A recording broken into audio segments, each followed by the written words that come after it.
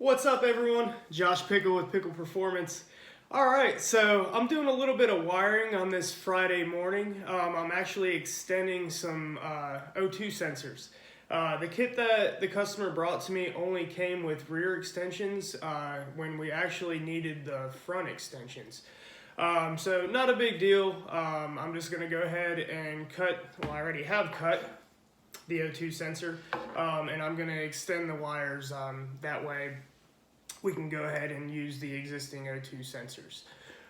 So I thought it'd be a good opportunity to show you how to do a perfect splice.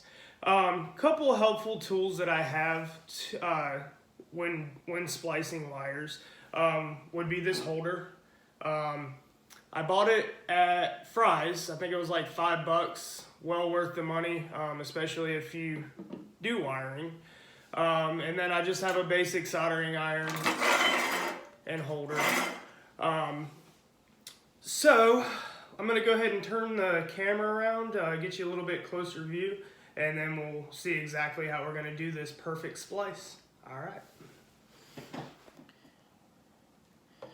Alright, so I'm going to go ahead and start extending the wires on this O2 sensor.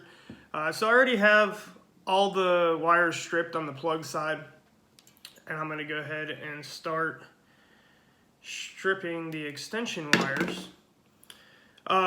So one thing I do is I strip it, and then what I try and do is the wires inside are usually a little bit twisted, so what I try and do is straighten them out the best I can.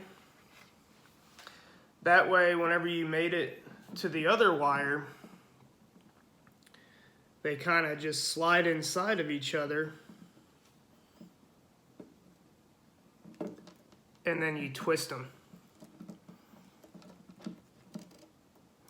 So you want to intertwine them like that, because whenever you solder it, it creates a really strong connection. If you don't intertwine it, it's not going to be nearly as strong. Alright, so now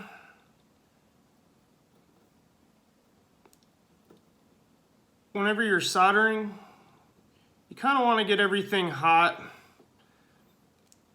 and then once it's hot, you can just touch the solder where you want it, and it kind of just melts in to where you're working.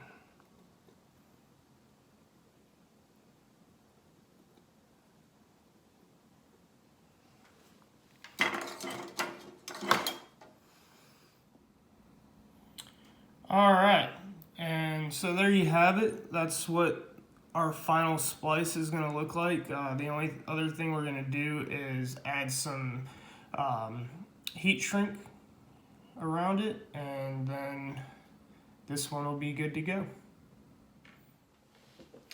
Alright, so I just finished up extending our O2 sensor. Went ahead and put some new heat shielding on it. I hope that y'all enjoyed seeing how to do the perfect splice. Keep an eye out for more videos like this. Alright, thanks everyone.